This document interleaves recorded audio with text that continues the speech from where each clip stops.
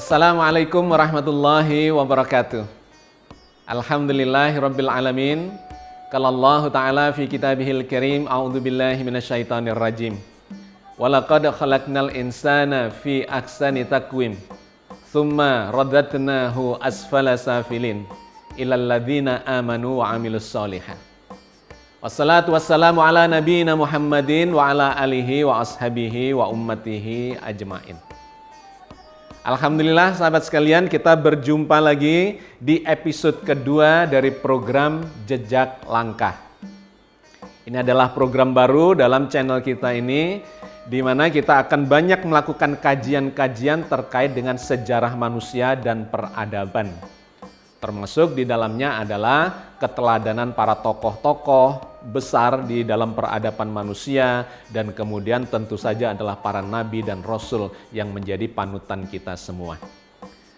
Di kesempatan kali ini kita akan melanjutkan episode yang kemarin, yang dimana kita sedang membahas tentang konflik yang terjadi di kawasan Palestina antara Israel dengan Palestina.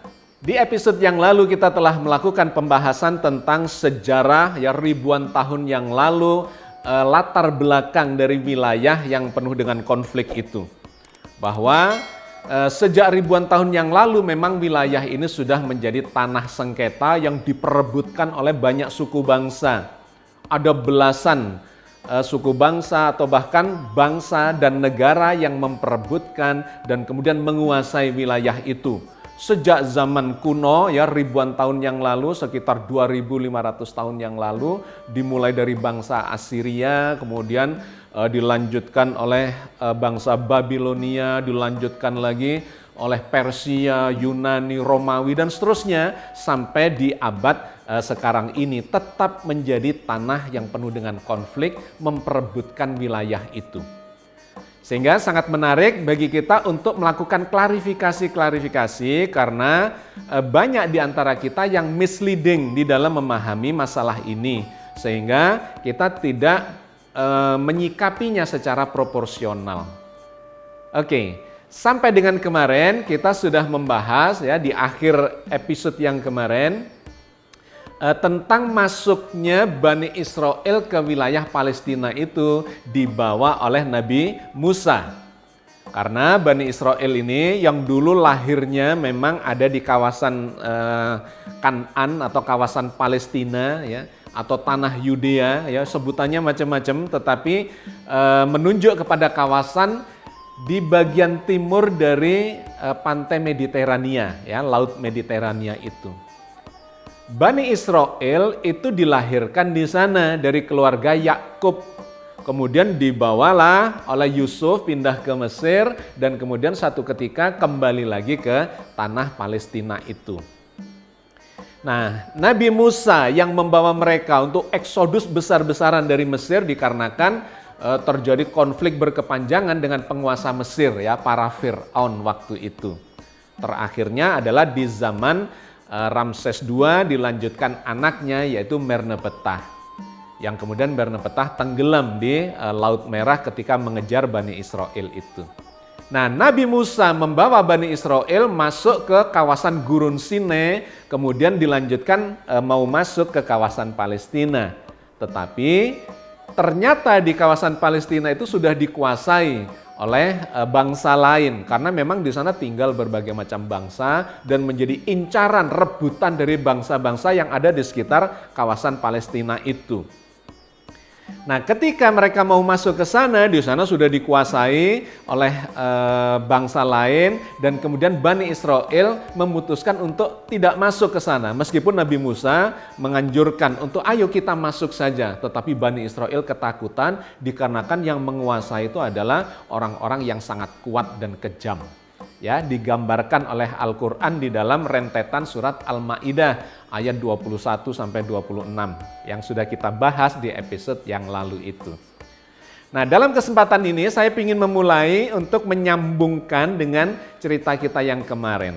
Karena ayat ini di dalam surat Al-Maidah ayat 21 sering dijadikan alasan argumentasi untuk kembalinya Bani Israel ini ke kawasan Palestina itu. Bukan hanya di zaman Nabi Musa, tetapi di zaman modern ini itu dijadikan alasan bahwa itu adalah tanah yang dijanjikan oleh Tuhan kepada Bani Israel atau untuk Bani Israel. Tetapi kalau kita melihat background sejarahnya, maka kita harus melakukan klarifikasi secara proporsional. Bahwa yang dimaksudkan kembali ke sana, ya, kembali ke tanah kelahiran, itu bukan berarti menguasai secara keseluruhannya, menjadi penguasa apalagi menjajah dan kemudian menyingkirkan bangsa-bangsa lain yang sudah tinggal di sana bahkan ratusan tahun ketika Bani Israel itu sedang berada di Mesir. Di sana sudah ditinggali oleh banyak penduduk, oleh suku-suku bangsa yang berasal dari sekitar kawasan itu. Jadi sesungguhnya masuknya ke sana, kembalinya ke tanah kelahiran itu ya menjadi bagian dari masyarakat yang sudah ada di zaman itu. Nah, karena itu saya ingin melakukan klarifikasi terhadap ayat ini dalam surat Al-Maidah ayat 21 ini. Ya qaumi dkhulul ardhal muqaddasata allati kataballahu lakum wala tartaddu ala adbarikum fatanqalibu khasirin. Wahai kaumku, masuklah ke tanah suci Palestina yang telah ditentukan Allah bagimu dan janganlah kamu lari ke belakang karena takut kepada musuh sehingga kamu menjadi orang-orang yang merugi. Ayat ini seringkali dijadikan rujukan oleh Bani Israel ya, baik di zaman dulu apalagi di zaman sekarang, menjadi argumentasi bagi mereka untuk merebut kembali tanah Palestina itu. Karena itu adalah tanah yang dijanjikan buat mereka. Tentu pemahamannya tidak seperti itu. Saya kira itu berlebihan. Kalau kemudian mereka merebut itu dan mengusir semua penduduk yang sudah tinggal di sana selama ratusan tahun. Jadi itu tidak masuk akal. Yang masuk akal adalah kembali ke sana itu oke, karena mereka memang tanah kelahirannya di sana, nenek moyangnya di sana. Boleh, tetapi tinggal secara bersama-sama, berdampingan secara damai dengan orang-orang yang sudah tinggal di sana.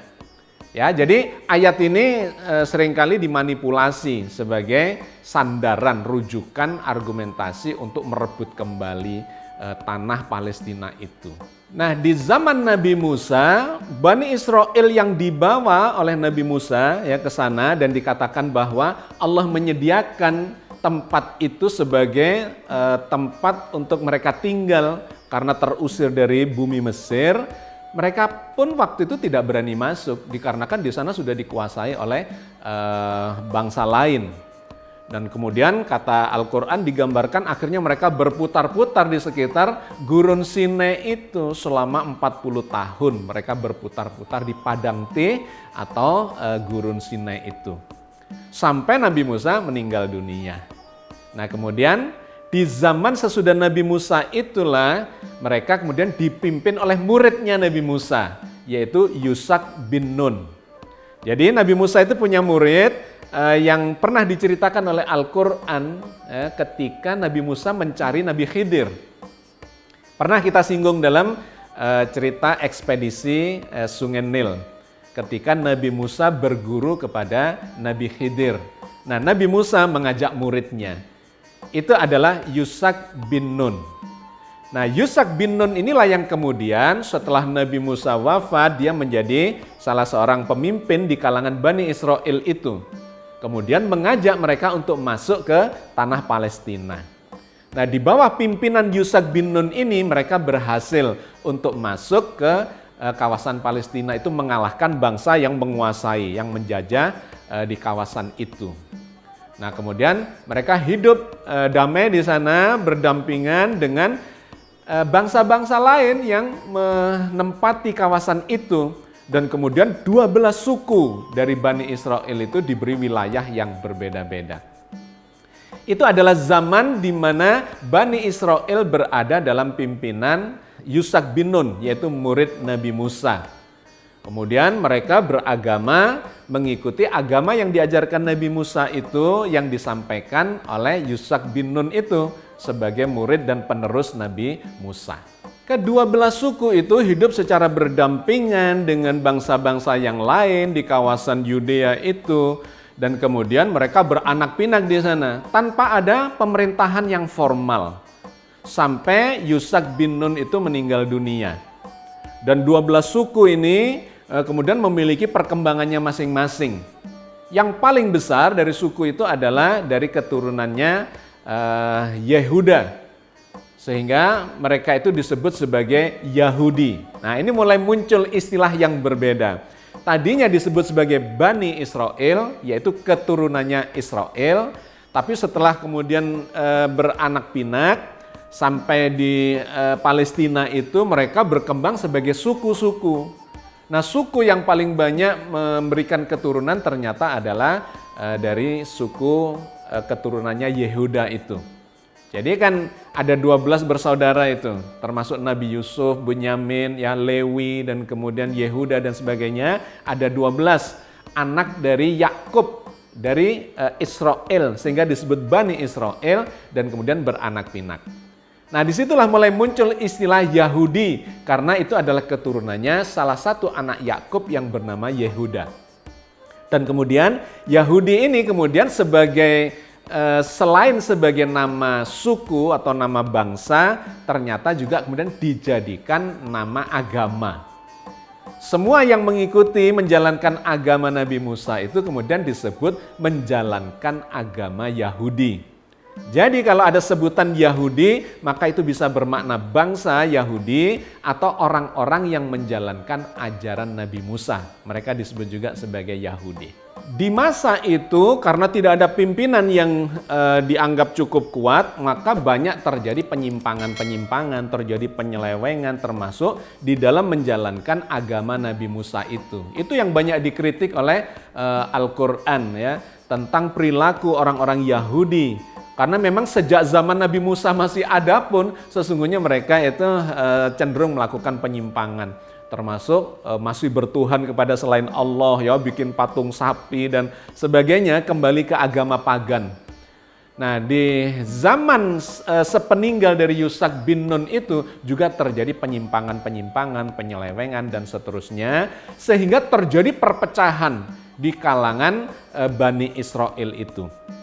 Ketika mereka semakin lemah, maka gangguan datang itu dari bangsa-bangsa di sekitar Palestina itu. Ya, yang dulunya juga sudah pernah dikuasai oleh bangsa Assyria, dikuasai oleh bangsa Babilonia. Kemudian datanglah di zaman tanpa pemimpin yang kuat itu bangsa yang disebut sebagai bangsa Filistin yang tinggal di kawasan Palestina itu. Di dalam Al-Qur'an disebut sebagai kaumnya Jalut, atau kalau dalam literatur Nasrani dan Yahudi disebut sebagai Goliat. Nah, di situ terjadi satu fragmen, satu babak sejarah yang sangat seru, yang menarik, karena kemudian terjadi peperangan antara pasukannya Jalut atau Goliat itu dengan pasukannya Bani Israel. Nah, karena mereka tidak punya pemimpin Bani Israel ini, maka mereka akhirnya minta atau menunjuk seorang pemimpin. Itu diceritakan oleh Allah di dalam surat Al-Baqarah 246 sampai 251. Ayatnya panjang-panjang, tapi saya cuplikan beberapa untuk memberikan gambaran kepada kita bagaimana cerita Al-Qur'an tentang fase itu, ya, di mana Bani Israel kemudian berperang melawan tentaranya Jalut atau Goliat. Alam taro ilal mala'i min bani Israila min ba'di Musa idh qalu linabiyyin lahum mub'ats lana malikan nuqatil fisabilillah. Apakah kamu tidak memperhatikan pemuka-pemuka Bani Israel sesudah Nabi Musa? Yaitu ketika mereka berkata kepada seorang nabi mereka, angkatlah untuk kami seorang raja atau pemimpin supaya kami bisa berperang di bawah pimpinannya di jalan Allah. Digambarkan oleh ayat ini para pemuka Bani Israel, ya, tidak ada pimpinan tunggal waktu itu, tetapi dari suku-suku itu kemudian mereka membicarakan bahwa kita ini harus memiliki seorang pemimpin. Tetapi di antara 12 suku itu ada para nabi, ya, yang tidak disebut oleh Al-Qur'an, tetapi nabi-nabi yang meneruskan ajarannya Nabi Musa. Tetapi di ayat yang lain diceritakan banyak di antara nabi itu yang kemudian dibunuh juga oleh Bani Israel itu. Jadi terjadi silang sengkarut, kekacauan pada zaman itu. Nah, mereka berkumpul untuk mengambil pemimpin. Karena apa? Karena ada serangan dari luar, yaitu dari tentaranya Jalut. Nah, mereka mengatakan kepada salah satu nabi ya yang disepakati oleh mereka atau diakui oleh mereka untuk mengangkat pemimpin. Siapa sebaiknya pemimpin kita ini untuk melawan tentaranya Jalut itu? Nah, Allah menceritakan di dalam ayat berikutnya di dalam surat Al-Baqarah 247 tentang seorang pemimpin yang sebaiknya mereka pilih, yaitu Talut. Wa qala lahum nabiyuhum innallaha qad ba'atsa lakum Taluta malika. Nabi mereka mengatakan kepada mereka, sesungguhnya Allah telah mengangkat Talut menjadi pemimpinmu atau menjadi rajamu. Nah, Talut ini bukan dari kalangan bangsawan, bukan dari kalangan yang dianggap oleh kedua belah suku itu, melainkan dari seorang petani biasa. Tetapi memiliki kekuatan fisik dan kecerdasan dan kemudian kemampuan secara politik yang di luar perkiraan dari kepala-kepala suku itu. Nah, nabi mereka mengatakan, ya ada yang mengatakan nabi di zaman itu adalah Nabi Samuel, ya, mengatakan bahwa Talut ini yang sebaiknya dipilih, ya menurut petunjuk Allah, Talut ini yang sebaiknya dipilih sebagai raja atau pemimpin mereka melawan Jalut itu.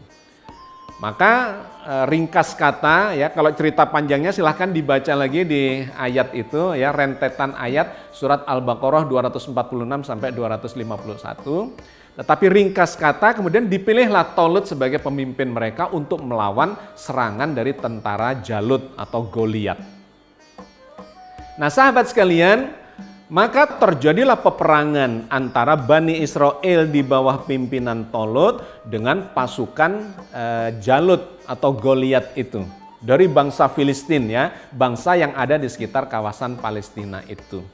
Nah, dalam peperangan itu sebetulnya pasukan Goliat atau pasukan Jalut itu jauh di atas angin, jumlahnya lebih banyak. Kemudian semangatnya lebih besar, sedangkan ini adalah Bani Israel yang tidak terlatih untuk berperang.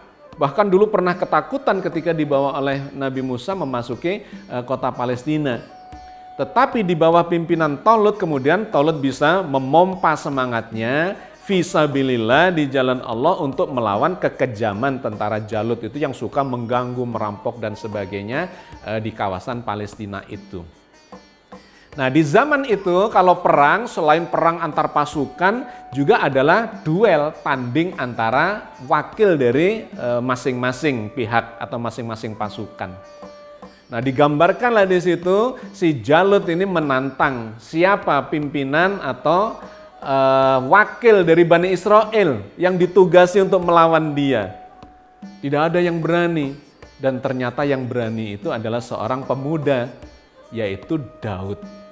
Daud inilah yang nantinya kemudian akan menjadi nabi, ya, Nabi Daud, dan dia ketika melawan si Jalut itu bisa mengalahkan Jalut.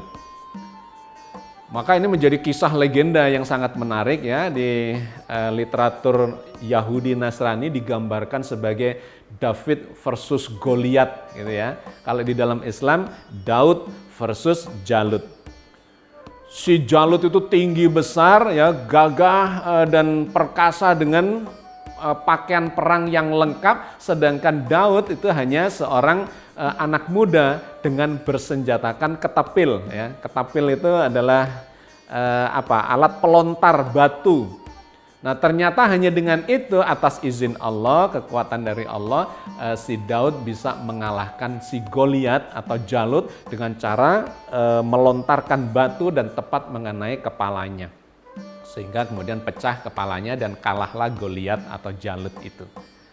Nah, dengan cara itu kemudian Bani Israel bisa menumpas ya pasukan dari Jalut dan kemudian bisa berkuasa kembali atau menguasai kembali wilayah Palestina itu di bawah pimpinan Talut.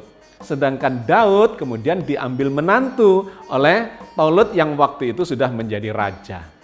Nantinya Daud ini akan menggantikan Talut sebagai raja yang kedua dalam cerita sejarah Bani Israel itu. Sahabat sekalian, saya kira saya cukupkan sampai di sini episode kali ini ya, sebuah pelajaran bagi kita keberhasilan Bani Israel mengalahkan pasukan yang lebih kuat, lebih hebat, ya, meskipun dipimpin oleh seorang yang sangat kuat, yang perkasa, yang pilih tanding dikarenakan badannya yang sangat besar dan kekuatannya yang hebat itu. Bahkan dengan pasukan yang terlatih, sementara Bani Israel adalah pasukan yang tidak terlatih. Tetapi ketika semua itu diorganisir dengan baik, ada seorang pemimpin yang hebat dan kemudian ada seorang pahlawan ya yang menyandarkan dirinya kepada Allah atas izin Allah, maka semua itu bisa mengalahkan kekuatan yang hebat itu. Mudah-mudahan sedikit apa yang kita bahas di episode kali ini memberikan hikmah kepada kita semua dan kita akan melanjutkan di episode yang berikutnya. Assalamualaikum warahmatullahi wabarakatuh.